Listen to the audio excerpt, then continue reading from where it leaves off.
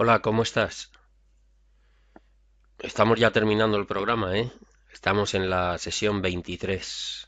Un montón de sesiones. Llevamos prácticamente 6 meses trabajando con este tema. No está nada mal, ¿eh? Espero que hayas podido hacer el suficiente músculo como para entrar en la terapia dialéctica conductual y incluso repetir en la próxima edición si se te ha hecho corto de alguna manera. El programa finaliza la semana pasada en realidad con las habilidades GIF y FAST. Lo que le restaría al programa sería el cómo evaluar, que son dos páginas, dos o tres páginas que tenía en el programa de Marshall Linehan de 24 sesiones y que tiene que ver con la evaluación de las situaciones para ver si cómo se negocia o cómo se habla con los demás. Como me parecían muy escuetas, lo que hice fue añadir esta sesión y luego la 24 consiste exclusivamente en esas puntualizaciones de evaluación de Marshall Linehan que añado en esta edición y en un resumen en abanico, ¿no? de las sesiones que hemos visto, muy de soslayo.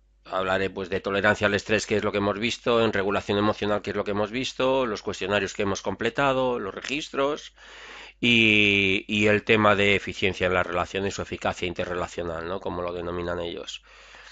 Interpersonal effectiveness en inglés. Interpersonal effectiveness. Nunca lo traduzco bien, pero bueno. Efectividad interpersonal, ¿no?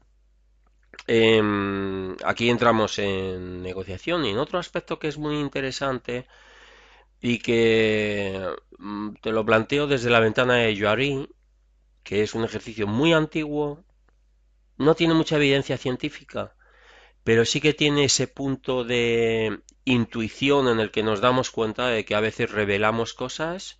Somos personas a lo mejor que revelan más de lo que deben revelar en algunos entornos, mientras que en otros entornos no revelan ni tan siquiera lo que sería necesario. La ventana de Yoari nos permite ver cuál es digamos, cuál es la apertura de la ventana que nosotros le damos o compartimos con el exterior, ¿no? Y es una reflexión muy interesante. Luego hay un recorrido en las páginas de la documentación de esta semana, un recorrido por la asertividad, porque muchas veces somos pasivo-agresivos.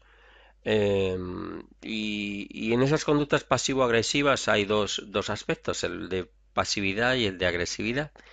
Y luego hay el camino de en medio del que vamos mencionando a lo largo del programa que tiene que ver con la asertividad, ¿no?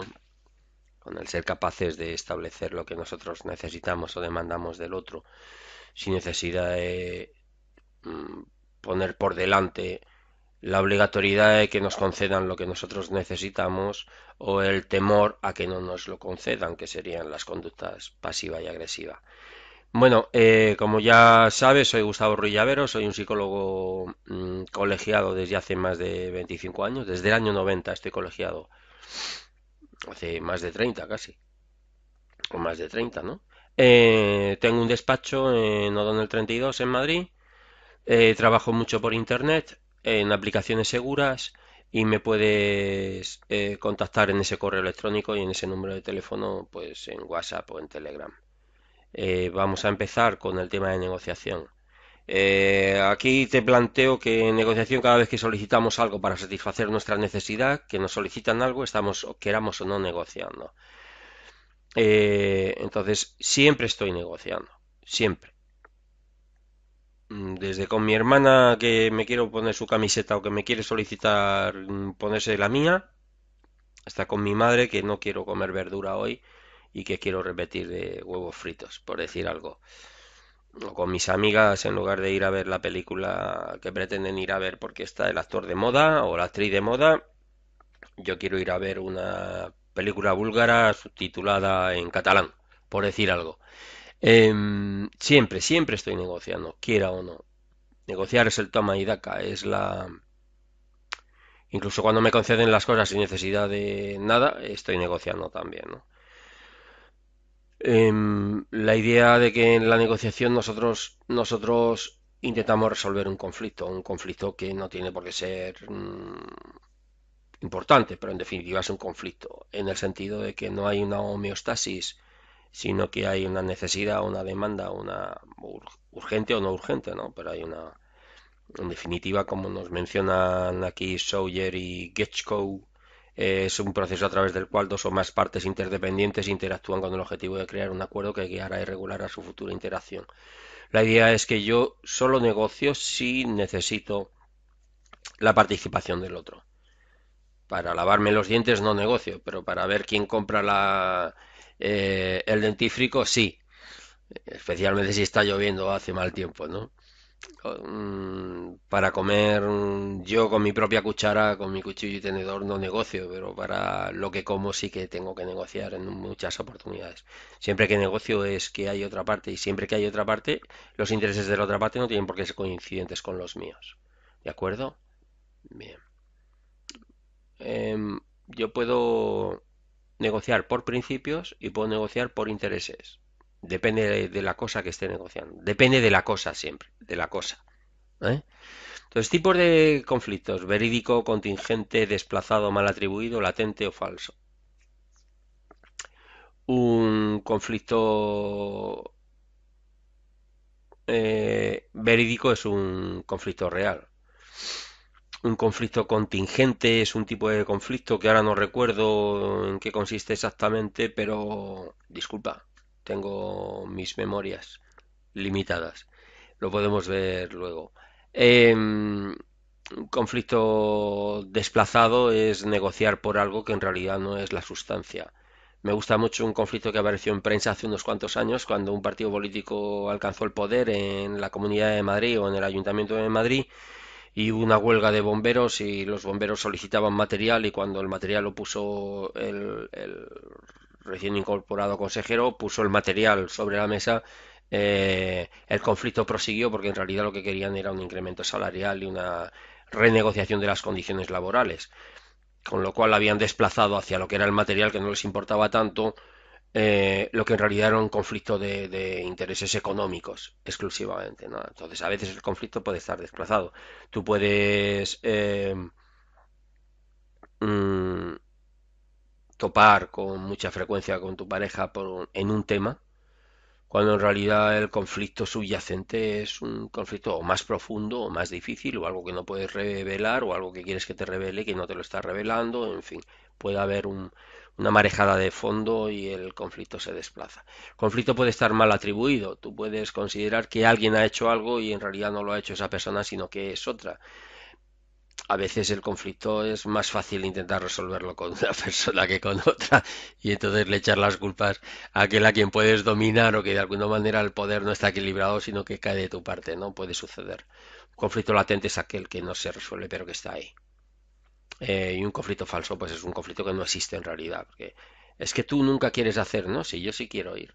Pero si nunca quieres ir al teatro, pero esta vez sí quiero ir.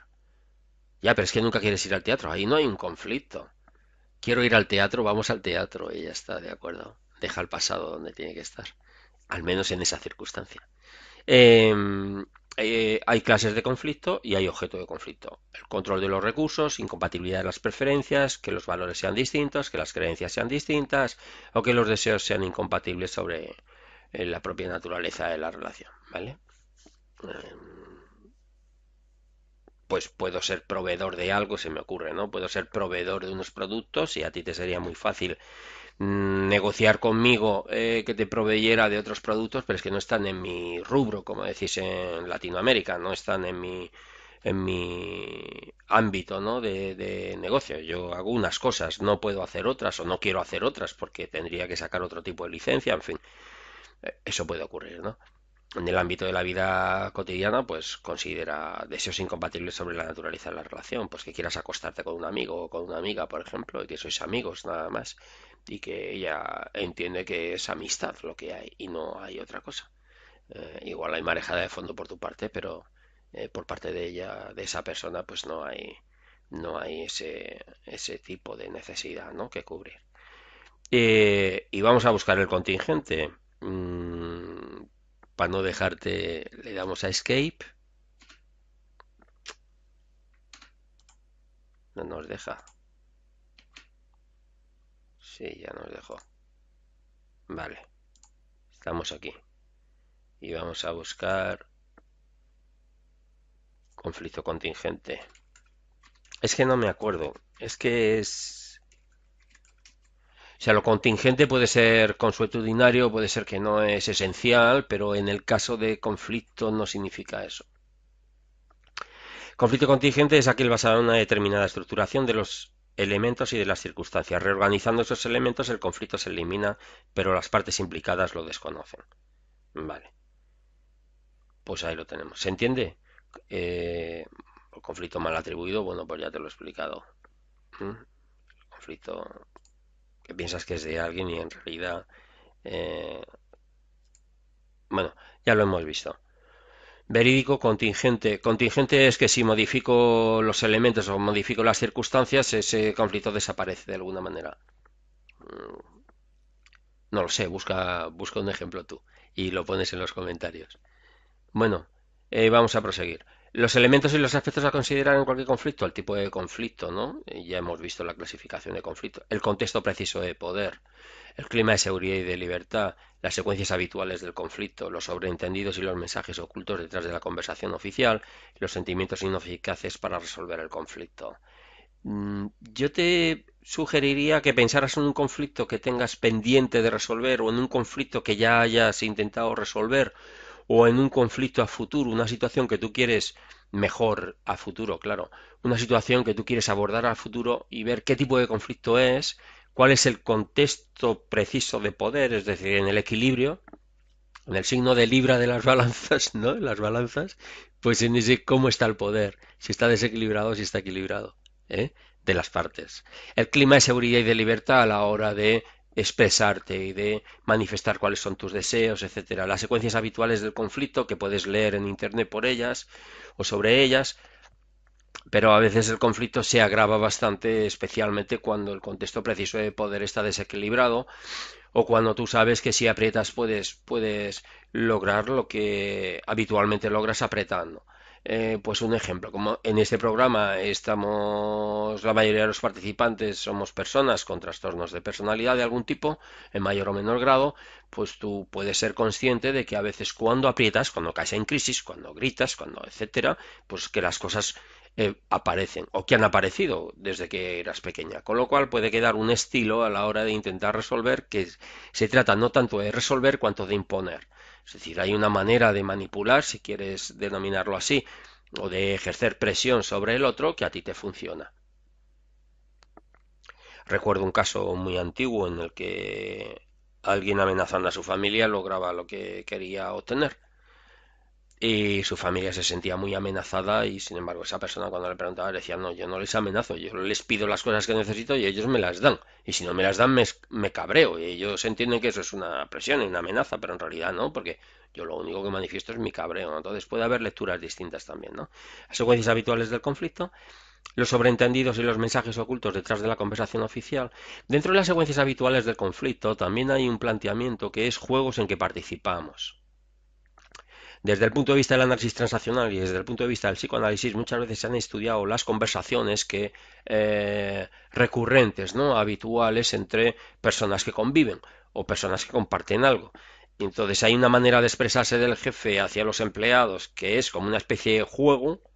Hay una manera de expresarse dentro de las parejas que es como una especie de juego. Si lo pudieras grabar dirías es que podrías ver los elementos y desde qué parte de ellos, si desde una parte de imposición o de una parte de aportar mimos o cariño, o de una parte adulta, ¿no? De poner los hechos sobre la mesa, o de una parte infantil, se manifiesta la información. Y es muy interesante analizar eso desde el punto de padre, adulto, niño, en las partes que intervienen en ese conflicto, en esa manera de resolver las circunstancias, porque se aprende mucho de cuáles son los juegos habituales a la hora de comunicarnos. Hay un libro que es muy difícil de leer porque es de esos farragosos, de esos que estaban escritos en la antigüedad como para demostrarle a los colegas que sabías de qué estabas hablando, pero para impedir que el público accediera a ellos, pues el libro está escrito de esa manera. Es un libro de Eric Verne, muy farragoso, muchísimo. Pero que lo que subyace al libro es que los diversos juegos, ¿no? Hay uno que es fascinante que es el Si no fuera por ti, pero hay otros muchos. Y bueno, igual alguna vez me acuerdo y grabo algo a propósito de eso que es bastante divertido. Dentro de que es, a ver, puede ser grave para las personas que lo padecen, pero visto desde fuera es que son juegos de comunicación. Y los sentimientos ineficaces para resolver el conflicto, pues que muchas veces caemos en ellos, ¿no? Porque en realidad no resolvemos el conflicto, sino que cedemos. Seguimos dando lo que nos están demandando y punto. Los elementos en la negociación a la hora de intentar resolver un conflicto son las personas, el poder compartido, los objetivos, los intereses comunes, la mutua dependencia, los instrumentos de cambio, el proceso de intercambio, el cómo vamos intercambiando las cosas y la divergencia, que puede ser mayor o menor. Cuando intentamos enseñarle a la gente a negociar, a comunicarse con otros, a comunicar cuestiones difíciles, lo que siempre decimos es que yo te puedo regalar algo, pero en la negociación siempre es algo por algo. Si tú, entonces. Entonces, en la negociación, utilizar el condicional es fundamental. El condicional. Si tú me prometes que vienes a las 10, yo tendré la cena a las 10 menos cuarto. Me podré hacer la cena a las 10 menos cuarto. Si tú me prometes que, si tú me das esto, yo haré esto.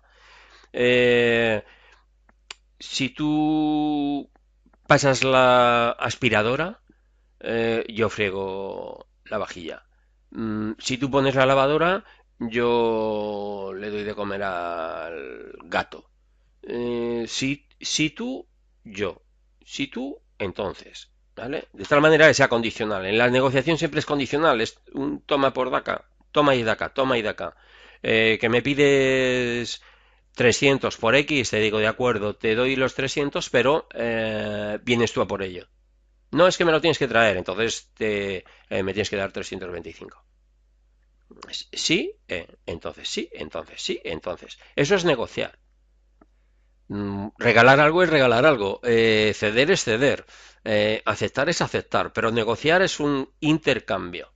Un intercambio entre dos partes que son interdependientes en un momento dado y que tienen intereses por cerrar la operación. Intereses por cerrar la operación, que puede ser material o que puede ser no material. ¿De acuerdo?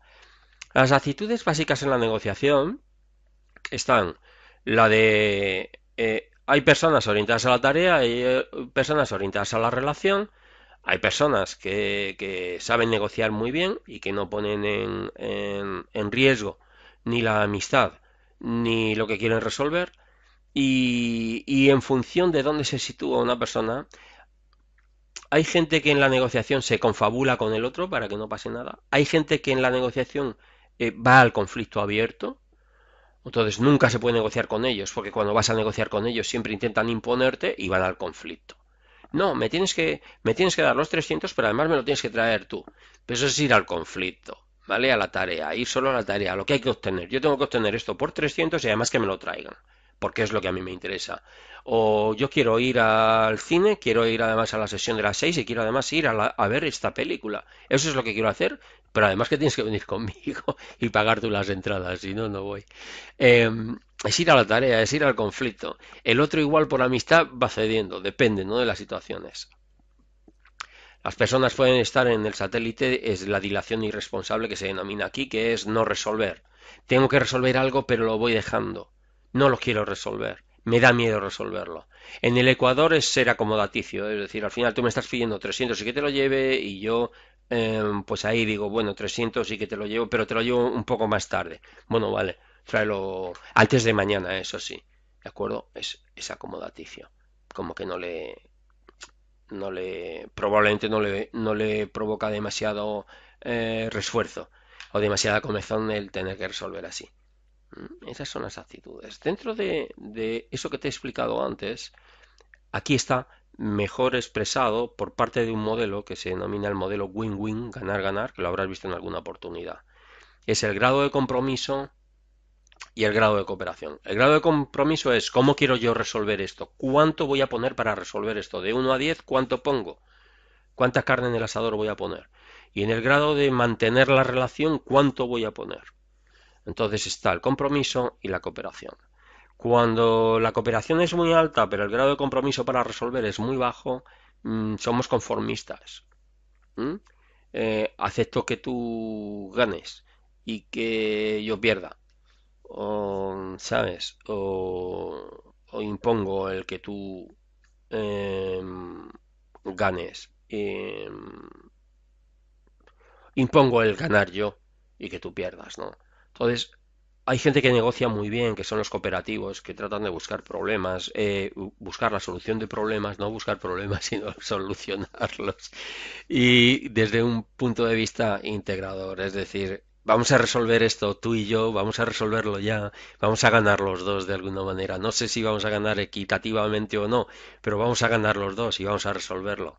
¿Eh? Y, y ahí la gente apuesta mucho por resolver eso. Hay maneras de resolver cuando se trata de temas económicos, los abogados tienen, y los abogados especialmente muy versados en batallas de resolver conflictos, integrando a las partes, sobre todo los mediadores, ¿no? Las personas que trabajan en mediación, pues están muy versadas en resolver. Las personas que, por ejemplo, en psicología de pareja, muy versadas en pareja, pues están eh, apuestan mucho por resolver para que las personas queden lo suficientemente satisfechas, ¿eh? Resolver ahí en cooperativo. Hay personas que compiten mucho. En el caso de los trastornos de personalidad, especialmente los grupos, el clúster B, que es muy competitivo, es un pelean mucho por salirse con la suya y como en numerosas oportunidades lo logran, amenazando de alguna manera,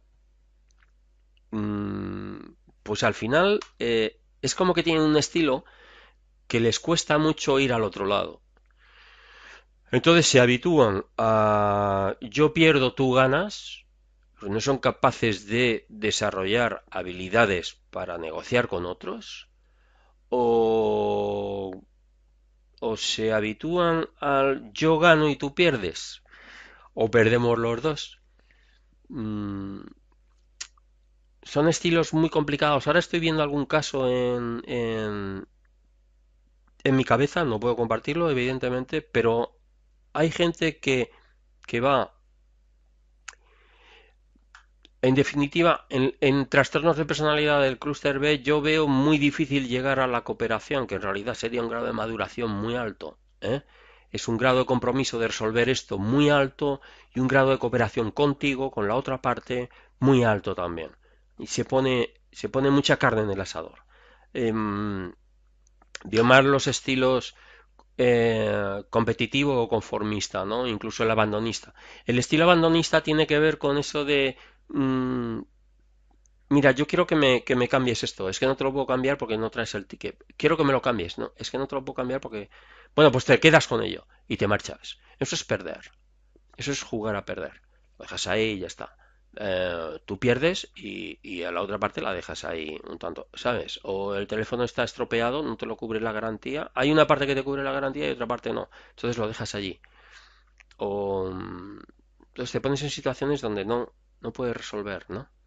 De alguna manera. Este es un estilo donde a mí estaría bien que mirases respecto de algunos conflictos, dónde te sitúas tú, dónde te ubicas, y luego que reflexionaras sobre a qué se debe que estés en ese estilo. Podrías trabajar con los papeles anteriores de las sesiones anteriores donde está el DIRMAN, que es un método, es un procedimiento estupendo para intentar negociar, poner las cosas y desde un punto de vista cooperativo, solución de problemas y de integración, de ganar-ganar, el DIRMAN. El GIF es muy interesante también y el FAST, ¿no? Las diversas habilidades que hemos visto, pero yo tengo en la cabeza DIRMAN a la hora de negociar, ¿no? Que tiene que ver con la comunicación no violenta, porque al final lo que yo quiero es resolver algo y resolverlo contigo. No puedo verte como quien me impide obtener lo que yo deseo, porque entonces vamos a caer en la agresión, en lo competitivo, y tampoco puedo verlo como el temor a solicitarte algo porque dejes de quererme, de alguna forma, que es el grado de cooperación muy alto, en el fondo es un miedo a perderte o un miedo a las consecuencias, ¿no?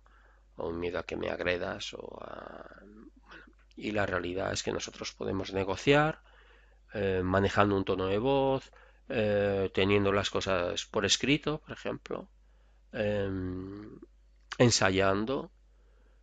Pues si estoy en psicoterapia puedo ensayar. Tengo que hablar con alguien, no me atrevo a hablar con esa persona, no me viene bien hablar con esa persona, como que me atoro mucho y puedo hablar con mi psicoterapeuta o con eh, dedicar un tiempo de la sesión a ver cómo puedo abordar eso, e incluso emular en roleplay funciona bastante bien el emular la negociación, el solicitarle a tu contraparte, no lo hagas con un amigo, solicítale a una contraparte que sea independiente de ti, pues un psicoterapeuta te vendría estupendo. Y si es una negociación muy dura, pues un abogado, un mediador, etcétera, ¿no? Pero la idea es que puedas entrenar de tal manera que puedas llegar a lo cooperativo.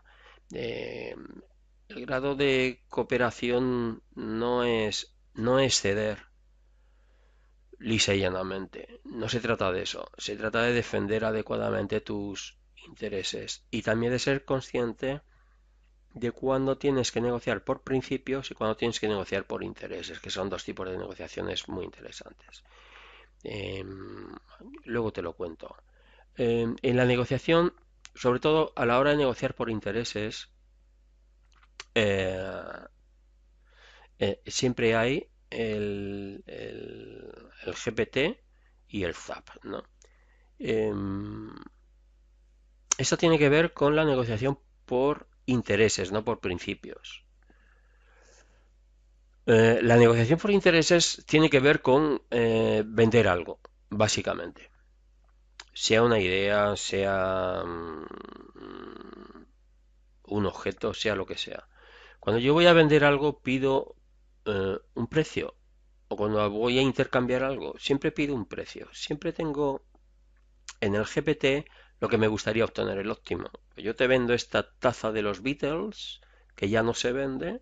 Esta de los Beatles te la vendo por 7 euros. 7 euros. Ese es el óptimo para mí. Con 4 ya me daría, ¿sabes? Con un canto en los dientes probablemente. El mínimo por el que te la vendería sería 1,5 euros. Por menos de 1,5 euros no te la vendo. Entonces ese es el mínimo, es lo que tengo que. Eh, si tú pretendes darme uno, no negociaré. Entonces, a la hora de yo venderte el GPT, a mí me gustaría lograr 7. Pretendo, o sea, una posición favorable para mí, pretendo 4. El mínimo es 1. El ZAP es la zona de acuerdo posible. El ZAP está entre 4 y 1. ¿De acuerdo? Se ve, ¿no? ¿Mm? Y el MAPAN tiene que ver con el mejor acuerdo posible. ¿Eh? Es una expresión en inglés, MAPAN. Entonces el MAPAN de cada uno de nosotros, de cada una de las partes, a ver si termino de explicarte esto. El verde eres tú, el rojo soy yo. ¿Ok? Bien, entonces, date cuenta de que si tú eres el verde y yo soy el rojo, estamos en situación opuesta, ¿vale? Hay una zona, la zona de acuerdo posible está en el centro, ¿vale? La zona de acuerdo posible, el ZAP, es lo que eh, se solapa. Lo otro es zona de no acuerdo. Depende de cómo yo negocie, eh, puedo cerrar más próximo a mí, a lo que pretendo, a lo que me gustaría, o por el contrario, cerrar más próximo a ti. Pero en realidad la zona de acuerdo posible sería esta. Si tú me dices, no, yo te doy justo la mitad, 3,5. Yo te digo 3,75 y tú me dices 3,60. Venga, vale, 3,60. Pues he cerrado entre el pretendo y el tengo que. Es una zona de acuerdo posible. Es un muy buen acuerdo para mí. Probablemente para ti también, porque si no, no me lo ofrecerías. Igual tú estabas pensando en sacarlo en 5, ¿no? Como máximo. Y resulta que lo has sacado en 3,6. 3,6 para ti es muy buen precio, para mí es estupendo también. Pues ya está, hemos cerrado. Independientemente de dónde hubiéramos querido cerrar o no, Cuando cerramos ahí, en esa zona de acuerdo posible, los dos estamos satisfechos. A la hora de negociar siempre vamos a partir del me gustaría. Si tú eres una buena negociadora, siempre pedirás el máximo, el G, el máximo, ¿vale? Mm, diríamos que pedirías el 7, ¿no? Cuando tú vas a vender tu coche, tú procuras arreglarlo. Si has vendido alguna vez un coche de segunda mano, yo no he vendido nunca un coche de segunda mano, pero si tú lo has vendido en alguna oportunidad, yo recuerdo que mi padre, por ejemplo, cuando iba a vender algún vehículo, le quitaba las gomas de los pedales y las sustituía por gomas nuevas, intentaba arreglar el asiento para que no estuviera muy hundido, intentaba hacer diversos cambios, ¿no? Em, el cuenta kilómetros creo que nunca lo retocó. Me parece que se podía retocar, pero creo que nunca lo retocó. Y en cualquier caso, lo que sí, le dejaba un aspecto impecable para que independientemente del kilometraje que marcara aquello, pues que el vehículo se viera bien. Si podía decir que apenas si lo había movido el vehículo, aunque tenía muchos años y que lo había movido, pero que estaba muy bien cuidado y tal, pues estupendo. Entonces lo dejaba más o menos bien y pedía un precio máximo que normalmente no obtenía, porque nosotros siempre que nos dan un precio intentamos rebajar o regatear, salvo en una tienda, ¿no? Pero en general intentamos rebajar o regatear ese precio, porque somos conscientes de que se trata de un pastel. Un pastel que, por ejemplo, cuando se trata de repartir un pastel y hay un mediador, el mediador lo que suele hacer es partir lo que hay que repartir, lo parte o decide que partáis uno de vosotros. Si hay diversas cosas que repartir, por ejemplo, una radio, un televisor, varias barajas de cartas, una pluma estilográfica, dos papeleras, una mesa, un sillón, un sofá, etcétera, pues uno de vosotros, de acuerdo con los baremos que haya de valor de los productos, prepara los lotes. Una de las partes que tenga que llevarse un lote, prepara los lotes y la otra parte es quien elige lote. Esa es una manera de repartir, por ejemplo, cuando no es posible negociar. Otras maneras es que haya un mediador, ¿no? y que bareme aquello. Pero estamos hablando de vender algo. Entonces, tú date cuenta de que aquí es cuando negociamos por intereses. Pero ¿qué sucede cuando negociamos por principios? Cuando negociamos la sexualidad en la pareja, o cuando negociamos la amistad, cómo queremos que se exprese la amistad, o cuando negociamos en casa cómo repartirnos las tareas, o cuando negociamos cómo comunicarnos cuando estamos en tensión, o cuando negociamos cómo resolver las situaciones de tensión en las que nos encontramos a solas. Entonces, los modelos de negociación están en negociación de intereses, que es obtener algo, es esto, y negociación por principios, que es negociar por los valores. A lo que yo acceda siempre tiene que estar en sintonía o en consonancia con mis valores. Estas son estrategias de negociación por posiciones, por principios, integrativa o distributiva. Por posiciones son discusiones de tipo suma cero. Yo gano, tú pierdes. Yo gano, tú pierdes. Podemos ganar los dos. Lo que sucede es que yo tengo que renunciar a algo. O sea, al final yo quería 7 por esto, era mi posición más favorable. Lo he vendido por 3,60, prácticamente el 50%. El mínimo por el que te lo iba a vender era 1 euro. Con lo cual he salido bien. Pero al final he perdido 2,40, no, 3,40 respecto del máximo. He tenido que ceder. No he perdido, sino que he tenido que ceder. Y tú también has cedido. La sensación que tenemos los dos, tú has pagado 3,60, pretendías pagar 5 como máximo, por encima de 5 te retirabas, y yo quería 7, que era mi máximo, ¿no? Pero, y como mínimo un 1. En 360 tú sales muy satisfecha, yo también salgo muy satisfecha.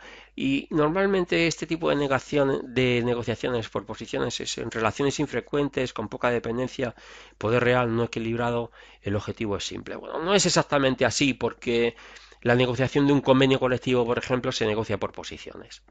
Lo que sucede es que no podemos perder de vista los principios en la negociación colectiva porque la relación se va a mantener en el tiempo. Entonces, cuando la patronal le gana a los sindicatos, con el tiempo lo va a tener que pagar. En cualquier caso, ahí se negocia por posiciones, es una negociación muy conflictiva y muy compleja en la que no nos vamos a meter porque aquí estamos en otra cosa. No estamos en el tema de la negociación en el día a día, la negociación de nuestras cosas, ¿no? En las negociaciones integrativas por posición, por principios, los beneficios a obtener son mutuos. Las relaciones son interdependientes, el poder está equilibrado, el objeto de negociación es complejo. Puede tener que ver con qué comemos y cómo preparamos la comida en casa, cómo nos tratamos, cómo salimos o otras cosas, ¿no? Que puedan estar en tu cabeza. Suele haber más de una solución al problema. El resultado nos beneficia a los dos. Las relaciones en general son estables, no son esporádicas. Entonces ahí negociamos por principios.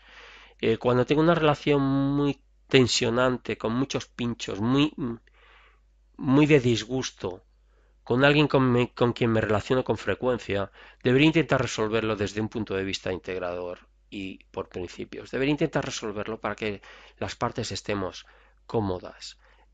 A veces desde los trastornos de personalidad negociamos exclusivamente por posiciones. Aprendemos a lograr lo que necesitamos de la otra parte. Aprendemos a amedrentarles. Aprendemos a que cedan hasta que hay un momento en el que se encuentran arrinconadas y dicen ya no quiero más y nos abandonan y nos dejan. Pero nos abandonan, pero vamos, que hacen las maletas y se largan. Em, Al final se pierde porque, claro, mucha tensión no se puede aguantar y porque en las relaciones debemos ser conscientes de que las relaciones eh, tienen que ser satisfactorias. Yo me relaciono con gente con quien me siento bien. Con las personas con las que me siento mal, dejo de relacionarme. Dejo de relacionarme. Y además no me preocupa. Dejo de relacionarme y ya está.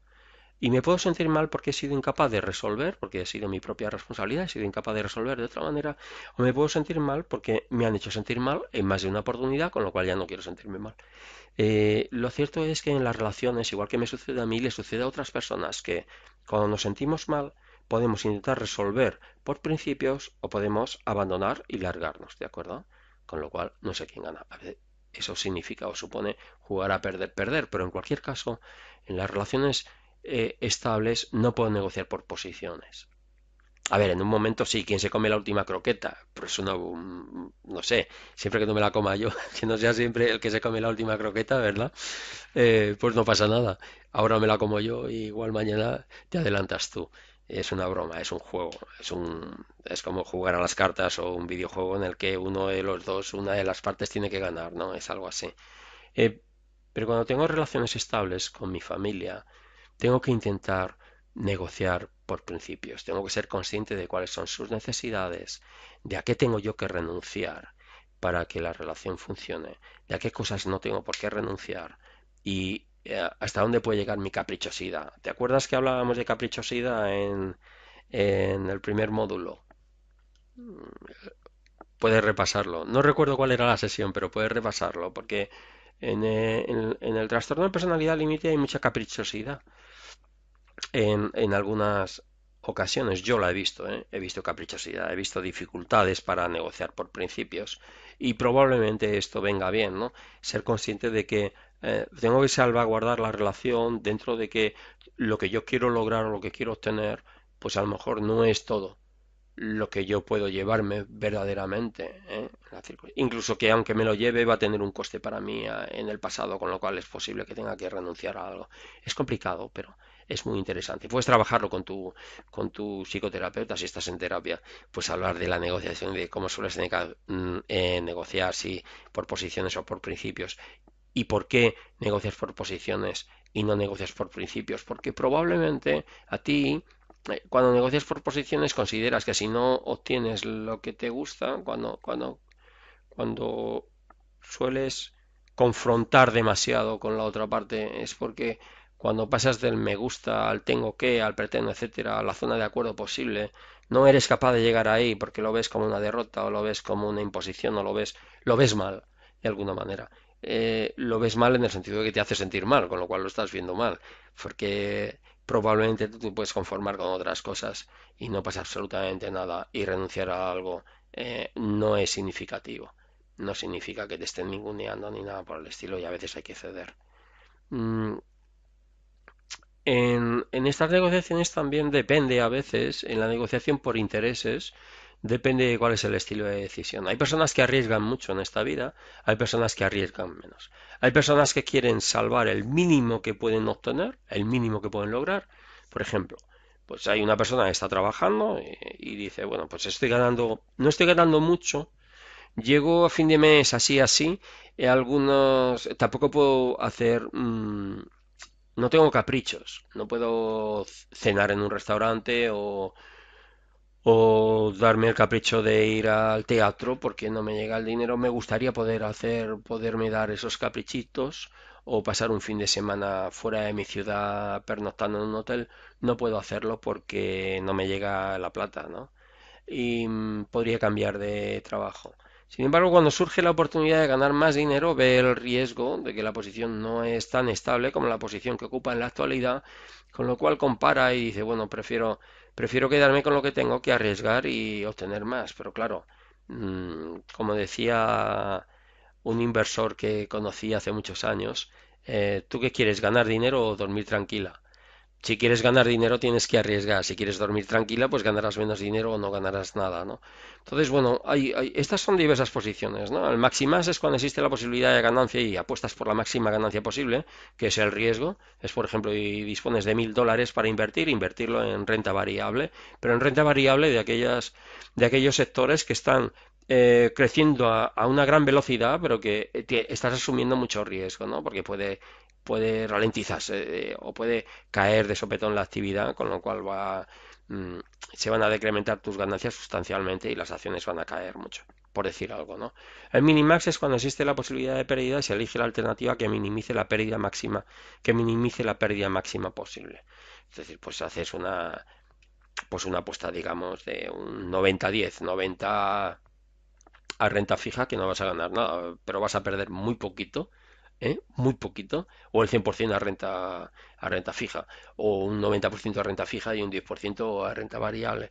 El minimax, minimizar la pérdida máxima posible y maximar, pues por ejemplo, en el ámbito de las relaciones, pues a lo mejor puedes encontrar algún ejemplo en tu propia existencia donde hayas minimizado la pérdida máxima posible o cuando hayas maximizado la ganancia máxima posible. Pues igual una aventura fuera de tu pareja, una aventura nueva con alguien que desconoces, que sabes que puede ser una persona de una conducta un tanto licenciosa, pero que mientras estés con esa persona o mientras esa persona esté contigo, pues que va a ser maravilloso porque os lo vais a pasar muy bien, ¿no? El Maximax y el Minimax, pues llevas 15 años con tu pareja y no te atreves a cambiar, pese a que no te encuentras muy cómoda y prefieres no cambiar porque minimizas la pérdida, ¿no? De alguna manera. Maximin es cuando existen posibles ganancias en la matriz de pagos, se selecciona la alternativa de maximice la mínima ganancia. Mm, es el...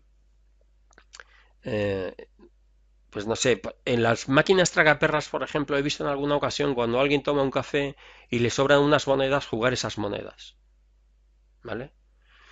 Ahí está maximizando la mínima ganancia. Porque echar la moneda, si no sale nada, minimizar la pérdida máxima posible, es esa, la vuelta, lo que le han devuelto del café.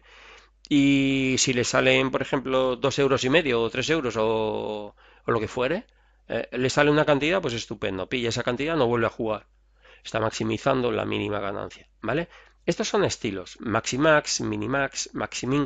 Tú podrías pensar a lo largo de en un, en, en un aspecto de tu existencia, las relaciones de pareja, las relaciones de amistad, las relaciones de acquaintance, de conocidos, las relaciones familiares.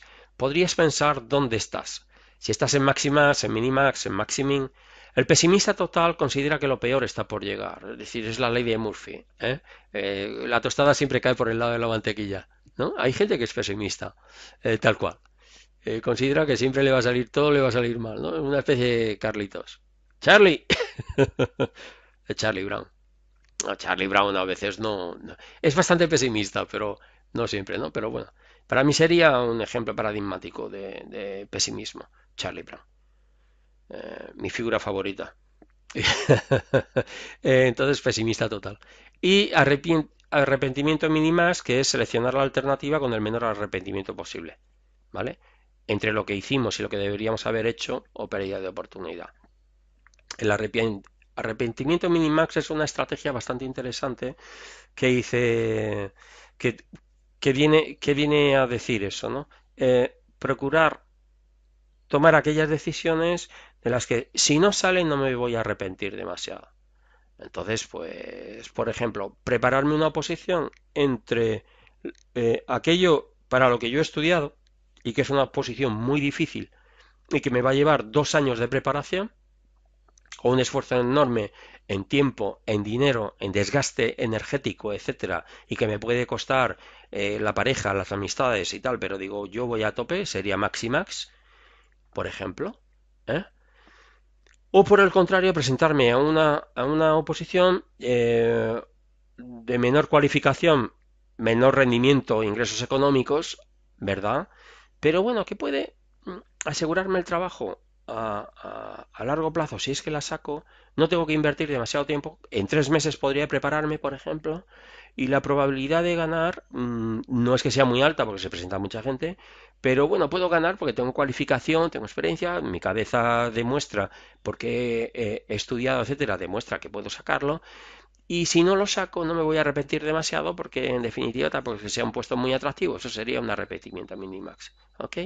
Estas son estrategias que me gustaría, estilos de decisión que me gustaría que pensaras en cuál es el tuyo, cuáles son los dominantes. O en aquellos aspectos, en los diversos aspectos de tu existencia, si juegas a distintas estrategias.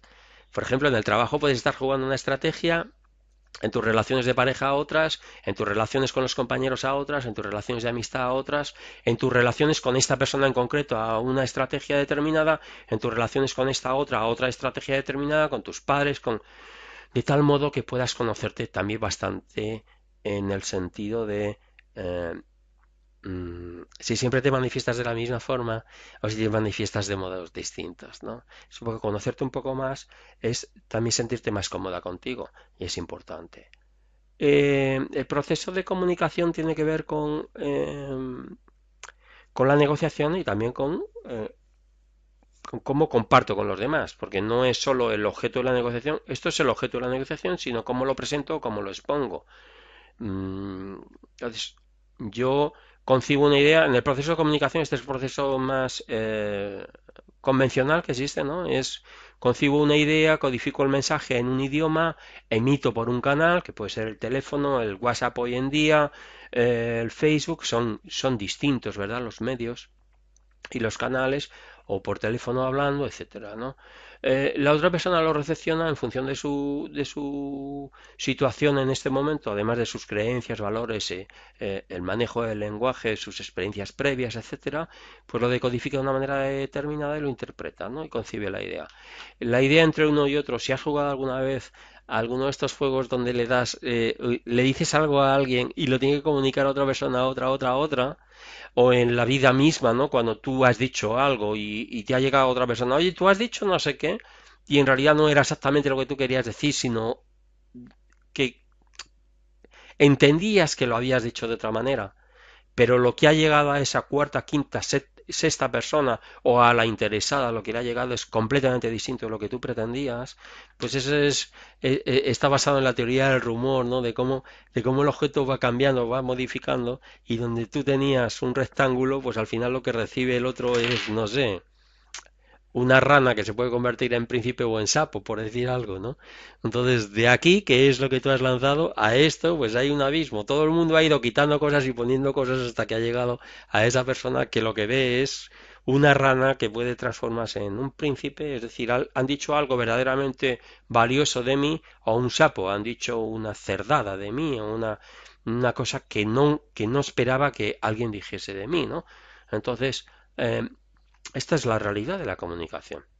La comunicación, para corregir esto, de alguna manera tenemos el feedback, la retroalimentación, el preguntar, ¿no? Hay modos de preguntar al otro, hay maneras de reformular. Los psicoterapeutas manejamos mucho la reformulación, la pregunta, la interpretación condicional, este tipo de herramientas que están dentro de lo que es el feedback, ¿no? Y que es muy interesante a la hora de hablar con otro para evitar los malentendidos. Vamos a pasar a la ventana de Yoari. Encuentras el cuestionario en los papeles, luego te lo muestro. En la ventana de Yoari el punto de partida de Ingham y Luft tiene que ver con este tema. Ellos dicen, hay una parte que yo conozco, hay partes de mí que yo conozco, hay partes de mí que no conozco, que ignoro, porque están en el inconsciente. No necesariamente, bueno, sí, si las ignoro están en el inconsciente o no están, sencillamente no están, las perciben otras personas.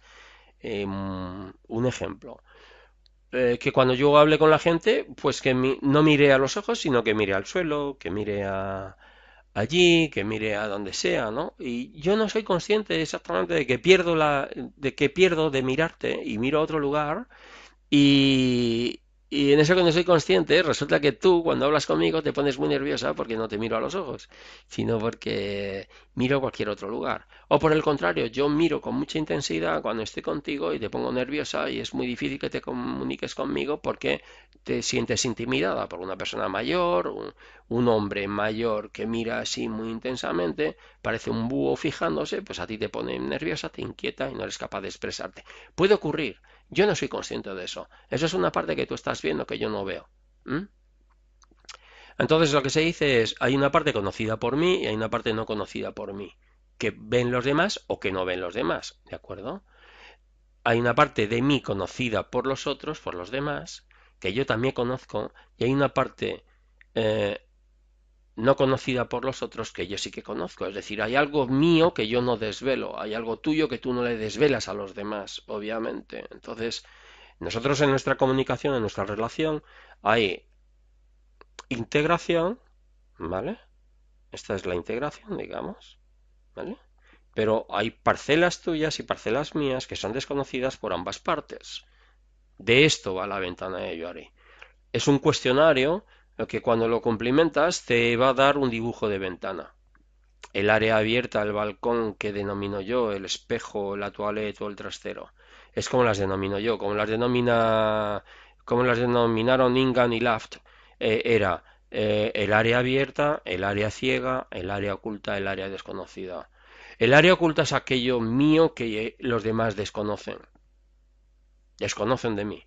No lo voy a desvelar nunca. Por el motivo que sea, no los desvelo o no es necesario, o creo que no es necesario desvelarlo. Si tú te desenvuelves en diversos entornos, en cada entorno desvelas unas cosas, hay otras que no desvelas. Pues a lo mejor en el trabajo no dices cómo duermes, y resulta que duermes desnuda, o que duermes con dos pijamas, o que duermes con un camisón tipo Gepetto y con gorro, con borla, o que duermes, no lo saben en tu trabajo. De hecho, no lo saben ni en tu casa porque tú ocultas ese material, lo ocultas. O no lo compartes en casa. O en casa sí que lo saben. Entonces, en casa forma parte del balcón, del área abierta. Pues no entiendo cómo puedes dormir con dos pijamas y no pasar tantísimo calor, porque yo no podría dormir así, porque lo conocen, es el área abierta. Ahí se puede negociar, ahí se puede discutir, ahí se puede desvelar, ¿no? Porque no es desvelar, sino que está presente, pero en tu trabajo lo desconocen, con lo cual es lo que yo denomino la toilette o ellos denominaban el área oculta. Luego está el área ciega, que es el espejo. El espejo en el sentido de ese espejo que no tiene azogue por detrás, me parece, que es el espejo de las ruedas policiales, esas de para que tú veas a la gente y la gente no te puede ver a ti, y ellos ven un cristal y tú o ellos ven un espejo y tú lo que ves. Eso se utilizaba, yo recuerdo cuando me formé en terapia sistémica, se manejaba. Algunos terapeutas estábamos detrás de la ventana, el terapeuta principal, el que estaba llevando el caso, estaba con sus pacientes o con sus clientes y nosotros estábamos viendo el caso y al final facilitábamos instrucciones al terapeuta. Tocábamos un timbre, venía el terapeuta allí o nosotros iba uno allí, tocaba el timbre y decía, oye, que voy a ir, lo decías por el micro. De tal manera que así se trabaja en equipo. Es un modelo de terapia. Es una terapia corta, es una terapia breve, esa terapia sistémica, familiar sistémica. Una terapia interesantísima. Se trabajaba en Estados Unidos con este tipo de terapia para acelerar los procesos terapéuticos en algunos trastornos donde la aportación de la familia podía ser fundamental. Las instrucciones son muy particulares, tiene que ver también con la terapia estratégica de Nardone, de Giorgio Nardone, por si tienes interés, eh, proviene de ahí, de algún modo, de Palo Alto. No, nunca existió un grupo en Palo Alto, pero se habla del grupo de Palo Alto. Pues ya está, se habla del grupo ese. Y bueno, vamos a seguir. El tema del espejo es aquello que yo no conozco, pero que conocen los demás. Y que incluso lo hablan. Hay un grupo de amigos, a veces no habláis algunas amigas, a veces de otra persona, a propósito de algo que ya desconoce, que estáis hablando de eso. A lo mejor lo conoce, pero a lo mejor no. A lo mejor le decís lo que sea y dice, ay, pues no sabía yo que hacía eso. Ah, pues yo no hago eso. Ay, y eso, y eso a qué viene. ¿Y por qué me dices eso? No, eso no es así. Entonces es una parte que yo veo, que yo intuyo, o que yo he completado, porque a veces como desconozco, no conozco todo de una persona, pues a veces de la parte que no conozco, de esta parte que ignoro, la completo. Porque desde el punto de vista de la percepción de la Gestalt, como cuando miras las nubes, ¿no? Tú necesitas conformar las figuras. Por eso a veces figuras que están incompletas tú las ves completas. Tú tienes y los artistas juegan con eso en algunas oportunidades. Hay esculturas donde tú pones algo que en la escultura realmente no está, o en el cuadro no está. Pues en la vida también hay cosas que tú pones que no están, pero que no están porque no existen o que no están porque no te las desvelan. En cualquier caso, eso es más complicado y en lo que estamos aquí es en esto, ¿no? El área ciega, que es lo que conoces, tú conoces de mí que yo ignoro de mí. El área oculta, que es algo que yo conozco de mí, que yo sé de mí, que tú ignoras, y soy consciente de que tú lo ignoras y no pienso desvelártelo. El área abierta, que es lo que tú conoces de mí, ¿de acuerdo? Y yo sé que tú conoces de mí, y luego está el área desconocida o el trastero, que es algo que ni tú conoces de mí, ni yo conozco de mí. ¿eh?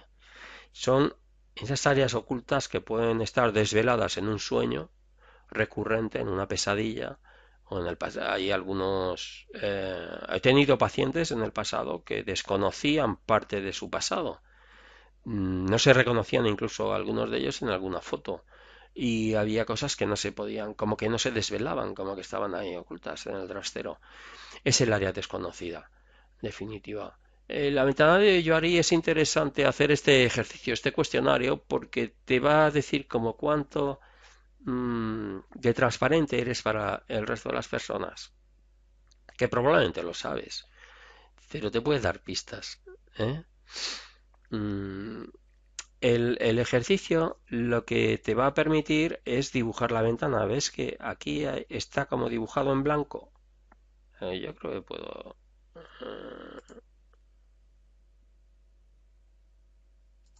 Este. Mira, tienes aquí como dibujado en blanco. ¿Ves que está dibujado en blanco? Espero que lo puedas ver y que se vea el láser. ¿eh? Cuando renderice esto. Esto sería... ¿Ves? Esto sería desvelar, ¿no?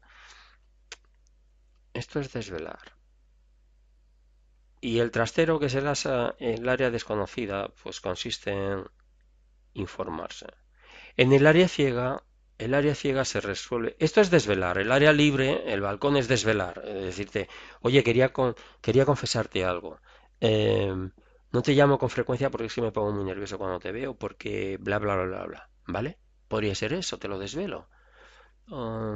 Quería pedirte algo, bla, bla, bla, bla, bla. Entonces te estoy desvelando algo que ya va a formar parte del balcón. Tú lo vas a conocer y yo también, ¿vale? El balcón solo se amplía desvelando de una manera consciente. ¿Mm? Esto, ¿ok? Entonces tú desvelas parte de lo que te es propio, de la toilette. El autodescubrimiento o informarse te permite ampliar el área desconocida, lo que tú desconoces de ti. ¿Mm? Informarte. Puede haber cosas que tú quieres conocer de tu infancia que desconoces y que te puedes preguntar a familiares a ver si te lo pueden eh, si te lo pueden decir, o el autodescubrimiento, que a veces en psicoterapia pues puede haber de autodescubrimiento. Tú vas hablando con tu psicoterapeuta y van surgiendo cosas, o puede haber maneras de interpretar la realidad, que es un modo de acceder al área desconocida. pues a veces las personas plantean el sufrimiento, eh, ven algún interés a la hora de manejar algunas herramientas o algunos instrumentos que pone a su disposición el terapeuta y después logra interpretarse o encontrar un para qué de la conducta, ¿no? O de la no conducta, de la inhibición o de la realización, ¿no? Y en el área ciega o el espejo, pues es solicitar feedback, que dice aquí, es decir, preguntarle a los otros, porque los otros te pueden dar información de ese área ciega que tú desconoces. Entonces, yo te diría que le echaras un vistazo a esto en profundidad, hicieras el cuestionario y a ver qué es lo que te desvela. ¿Mm? Si tú lo conoces y los otros no lo conocen, se resuelve diciéndoselo, ¿vale? Y lo que tú no conoces se resuelve preguntando en definitiva, ¿vale? Aquí es preguntar, aquí es decir, me gusta mucho esta tabla, me costó un montón, la hice hace años y me gusta mucho, la verdad, porque creo que salió bastante bien. Ahora esto no quiere avanzar. Sí. Bueno, aquí tienes la descripción de las cuatro áreas. El área libre o espontánea es conforma la identidad pública, expresa ideas, sentimientos y emociones de forma espontánea y natural. Las manifestaciones se perciben como auténticas y creíbles y facilita la comunicación y también el trabajo grupal cuando se trata de estar en un grupo, ¿no? Pues facilita el estar en el grupo. El área oculta o eludida conforma la identidad privada. ¿M? Que el sujeto no comparte con los demás por razones subjetivas. Puede ser por pudor, por inseguridad, por temor, por culpabilidad, por hipocresía o sencillamente porque no quiere desvelarlas. No tengo por qué desvelar todo lo que yo soy. Supone trabas a la comunicación, pero su descubrimiento exige tacto, en el sentido de cuándo voy a contar estas cosas, cuándo las voy a decir y por qué, ¿no? El área ciega está conformada por conductas y expresiones verbales o no verbales inconscientes, formas de puesta en escena, estrella, gracioso, sagaz, muletillas, tics, voz, gestos, mirada. Puede suscitar rechazos que dificultan la comunicación o puede suscitar extrañeza, ¿no? Muchas veces el área ciega está en la base de que yo me sienta sola o sienta que la gente me abandona, etcétera. Hay una parte que es ciega, que yo desconozco, que es lo que provoca que los demás no quieran estar conmigo. El área de actividad desconocida es un área inconsciente con una actividad emocional intensa y controvertida, se expresa a través de sueños, es analizable por vía psicoanalítica y por test proyectivos, condiciona la comunicación y la conducta. Bueno, es una interpretación a partir del modelo. El modelo es muy antiguo, el modelo de la ventana de Yoari es muy antiguo, entonces puede haber dudas, pero esto era sale de ellos y quería compartirlo contigo. Y vamos.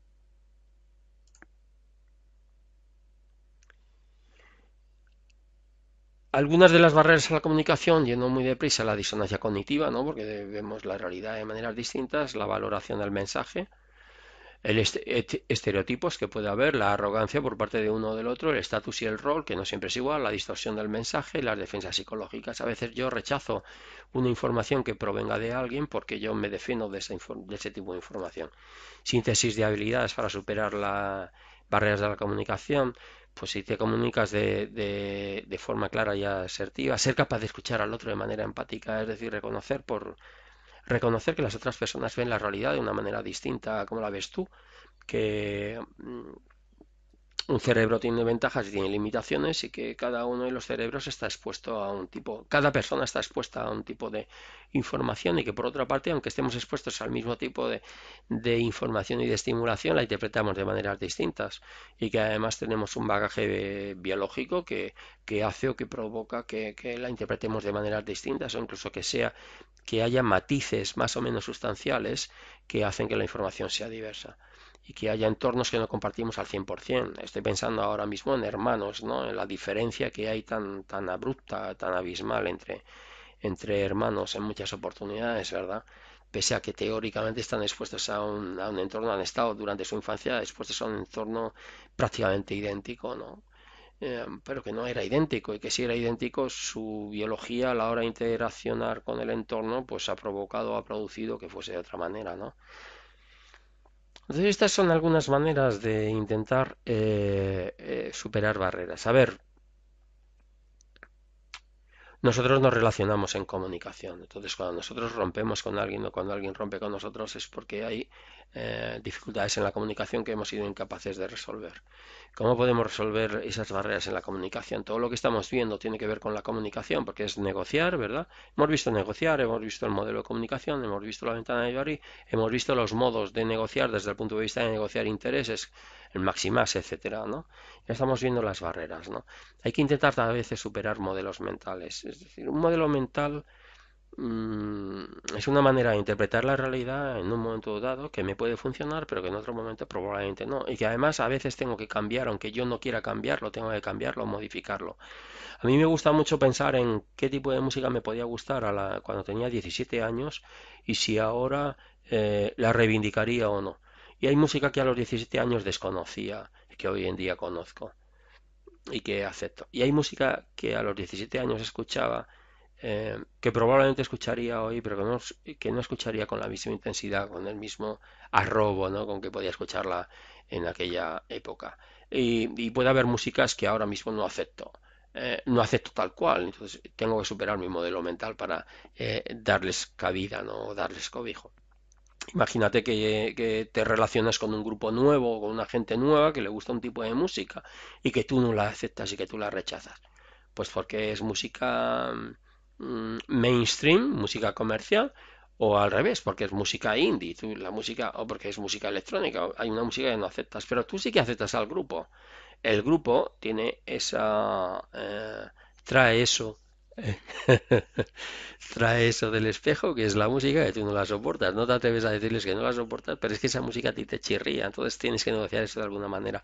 Tienes que superar tu modelo mental para intentar resolverlo, porque si no, ese tipo de música puede provocar que salgas del grupo cuando en realidad, o esas cosas que le gustan al grupo, puede provocar que pierdas una amistad que podía ser muy interesante, muy reveladora para ti, muy satisfactoria, muy útil, por un detalle. Te he puesto la música, pero puede ser otro tipo de detalle. Pueden ser otros detalles. Lo que comen. Pues que seas vegetariana o vegana y que resulta que comes con gente que le encanta la carne y que solo quieren ir al Burger King. Puede ocurrir, ¿verdad? Entonces, estas son algunas habilidades para intentar resolver las barreras en la comunicación, ¿no? Vamos a ver si podemos mover esto. Aquí vamos a entrar en asertividad. En los materiales escritos de esta semana tienes un tema de asertividad bastante bien desarrollado y luego tienes algunos temas de bibliografía. Puedes encontrar mucho de asertividad por ahí. Em, entonces, aquí la idea, fíjate que está vinculada, la asertividad está vinculada a la negociación. ¿Te das cuenta? Asertividad, pasividad, agresividad, inactividad, oída. Inactividad oída son mis intereses, sus intereses, no defendemos ninguno de los intereses, con lo cual es perder, perder, perder, perder. Yo quiero ir al cine, yo quiero ir al teatro. No, yo es que quiero ir al cine. No, es que yo quiero ir al teatro. Pues no salgo. Pues vale, pues no salgas. Yo tampoco salgo. Queríamos salir, pero no hemos salido. Por no ir al teatro, por no ir al cine, por no ceder uno de los dos, por no negociar por principios. Bueno, venga, vamos hoy a... Mira, es que la del teatro la van a quitar mañana, mañana no podemos ir. Vamos a la del teatro y vamos la semana próxima al cine. Podríamos resolverlo así, por principios, en lugar de por intereses. No, es que si no voy al cine hoy, nada. No, no, porque hay que ir al cine hoy, ¿sabes? Entonces, podemos perder, perder. Si uno dice, no, yo al teatro no voy, vete tú sola si quieres. Bueno, vale, pues voy al cine. Ahí cedo, ¿de acuerdo? Ahí estoy siendo pasivo. Em, En agresividad sería el otro. O voy al cine o nada. Al teatro no voy a ir ni hoy ni nunca. Sería agresividad. ¿De acuerdo? En asertividad intentaríamos resolver cine y teatro en días distintos. ¿Ok? ¿Eres capaz de resolver con asertividad? Hazte esa pregunta. ¿En qué situaciones o en qué circunstancias te manifiestas de modo pasivo? ¿En qué circunstancias te manifiestas de modo agresivo? ¿En qué circunstancias juegas a perder, perder? Que es la inactividad o la huida, ¿no? Aquí tienes clases de lenguaje corporal en pasivo, en asertivo y en agresivo. En pasivo el tono de voz, la postura, en todos está tono de voz, postura corporal, la expresión facial, manos y brazos. En asertividad el tono es seguro, es firme, es pausado, modulado, tranquilo. La postura corporal es segura, erecta, inclinada hacia adelante. La expresión facial es directa, sonriente, auténtica, seria, interesada. Las manos y los brazos, movimiento en las manos informales, espontáneos, sencillos. El tono pasivo, el tono agresivo. Ahí los tienes. Piensa o considera qué tipo de tono estás manejando o manejas con más frecuencia. Si tuvieses 10 puntos a repartir, ¿dónde los pondrías? Entre pasivo, asertivo y agresivo. Los 10 puntos, ¿dónde los pondrías? ¿Dónde te gustaría ponerlos en el futuro? ¿Qué es lo que tienes que hacer para cambiar eso, no? Concepto de conducta, es que no quiero invertir más tiempo. Este es bastante interesante. Paras la transparencia y la estás mirando. Y quería mostrarte estas herramientas de asertividad, que es el disco rayado, el banco de niebla, la interrogación negativa y la aserción negativa. Mira, a veces cuando no quieres discutir, hay ese tipo de herramientas pueden ser muy útiles. Alguien te dice, pues es que vistes. Es que hoy vas vestida horrible, ¿no? Y dices, sí, es cierta, hoy voy vestida que voy hecha una defesio, pero bueno, mañana mejoraré. Eso es una aserción negativa que evita el conflicto. La interrogación negativa es interrogar respecto de lo que te han dicho, pues es que lo que me has entregado, esto que me has entregado es una mierda. Esto que me has entregado es una mierda. Y entonces tú dices, ¿quieres decir que mi trabajo no es tan bueno como debería ser? Con lo cual estás quitando, ¿de acuerdo? Le estás quitando intensidad a la crítica, estás reduciendo la agresividad de alguien, la estás reduciendo y estás manifestándote de una manera asertiva. Lo que te ha dicho entra en tu comunicación, pero sale de una manera distinta, ¿ok? El disco rayado tiene que ver con cuando tú no quieres aceptar algo. Y no quieres entrar en conflicto. Entonces, es mantenerte en tus 13. Sí, yo entiendo lo que me estás diciendo, pero no lo voy a hacer. Sí, entiendo que necesitas los 15 euros, pero no te los voy a prestar. Mm, Sí, lo entiendo. Sí, sí sé lo que me estás diciendo, pero no lo voy a hacer. Y es insistir ahí, es un disco rayado. El banco de niebla es convenir con la verdad, convenir en los principios o convenir con la posibilidad. Es posible que tengas razón. Es que yo creo que tu corte de pelo debería ser, mira, más cuadrado, porque como tienes la cara muy redondita, entonces si hicieses el flequillo cuadrado, como que te quedaba así, ¿sabes? Como que te achata la cabeza y entonces sí, es posible que tengas razón. Pero bueno, yo voy a llevar el pelo como me dé la gana. Eso no lo digo. Porque si yo digo, es que yo llevo el pelo, es que tú no eres quien para decirme cómo tengo que llevar el pelo, pues estoy entrando en técnicas que no son asertivas. ¿Ok? Estoy entrando en un bucle, en una espiral de violencia y ataque que es muy peligrosa. Porque por algo tan baladí como tendrías que cortarte el pelo, deberías llevar el pelo de otra manera, que me está diciendo algo y que a lo mejor ni tan siquiera quiere imponerlo, sino que es como que cree que me está haciendo un favor. Y puede entrar en una bronca tremenda por ese tema. O el blanco de niebla, el convenir con la verdad. Pues si llevaras flequillo y tal, sí, eso es verdad, tendría que llevar flequillo, sí, sí. Pero no voy a decir nada más, ¿ok? Convenir en el principio, porque alguien dice, pues es que la pared si estuviese pintada verde, en lugar de en blanco estuviese pintada en verde, nos tranquilizaría muchísimo. Sí, es posible. Podría entrar en la bronca de, pues no, porque es que en realidad hay un rosa, el rosa ebrio, que es las habitaciones que pintaban de rosa para que las personas ebrias se pudiesen, el drunk pink o pink drunk, que se llama, que es para que te tranquilice, porque aquí tranquiliza mucho en espacio así. No, porque es que lo que tranquiliza es el verde, porque mira, las vacas le pintaban las paredes de verde y daban más leche. Bueno, pues si daban más leche no era porque se tranquilizaban, sino porque se ponían más nerviosas o porque rendían más o por lo que fuera, pero es igual para rendir, pero no, porque yo lo que te he dicho es que no. El rosa no puede ser, porque el verde es más neutro, pero el rosa, es que me estás hablando de rosa y ¿por qué no me hablas de azul? ¿Y vas a poner a heterosexuales en el rosa? Pues si son mujeres sí que las pongo en rosa. Ya, ¿y hombres heterosexuales te van a aceptar el rosa? Hombre, si están borrachos, sí, porque lo llaman rosa, rosa borracho. Venga, tú estás diciendo tonterías. ¿Dónde está eso? ¿Dónde lo has visto? Es un follón y no merece la pena. Entonces las técnicas asertivas, estas 4 técnicas asertivas te pueden venir bastante bien. Aquí tienes estos ejemplos, puede haber otros por ahí. Y bueno, yo creo que ya vamos a terminar aquí la exposición de hoy. Te voy a enseñar los papeles, si eso. A ver si te puedo mostrar los papeles. No. Eh,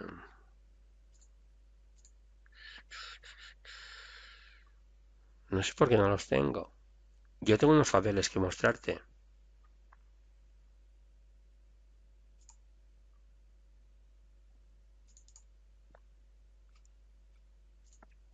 Oh, por Dios, los he perdido. No, no, no, no, no, no, no. Bueno, juro y perjuro que los papeles están en la semana 23, que está mal colocada o qué. La presentación.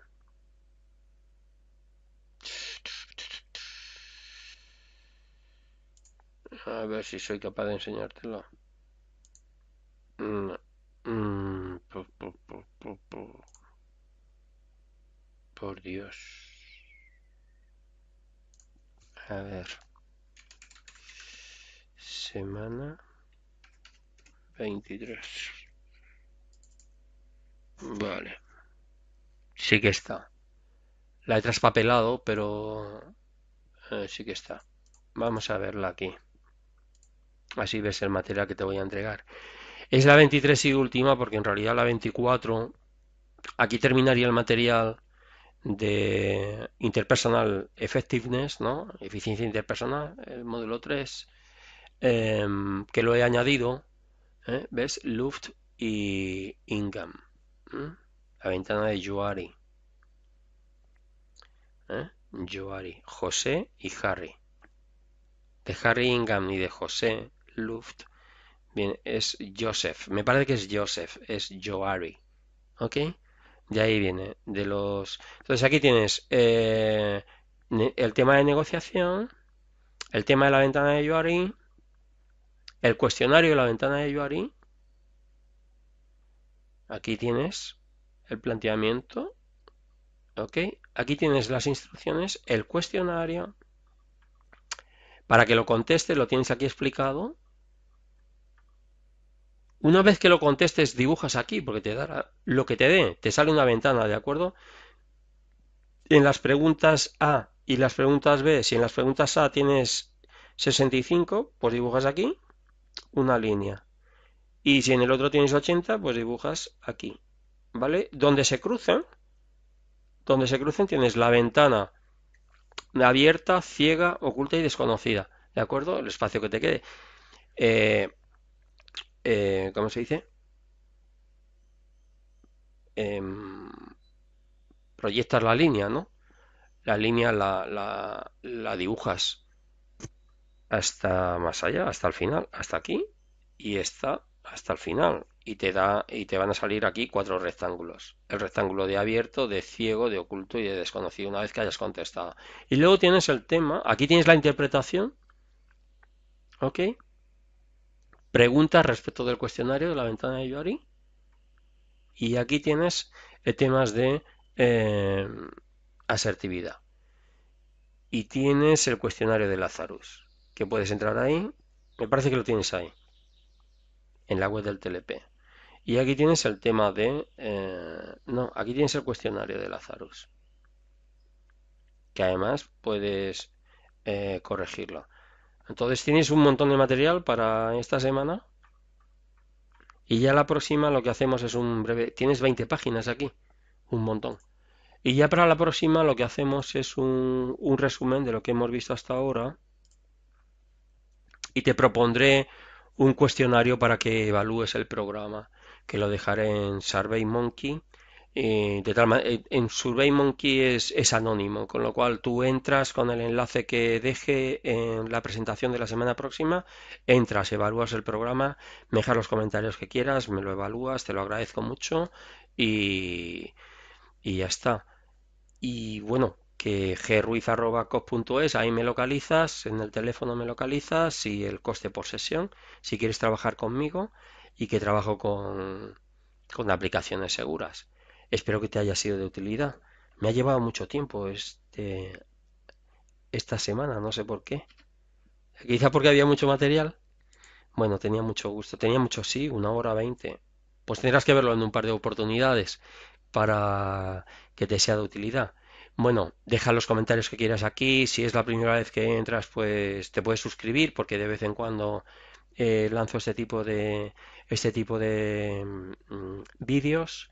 Este forma parte del programa de terapia dialéctica conductual y nada más. Que adiós.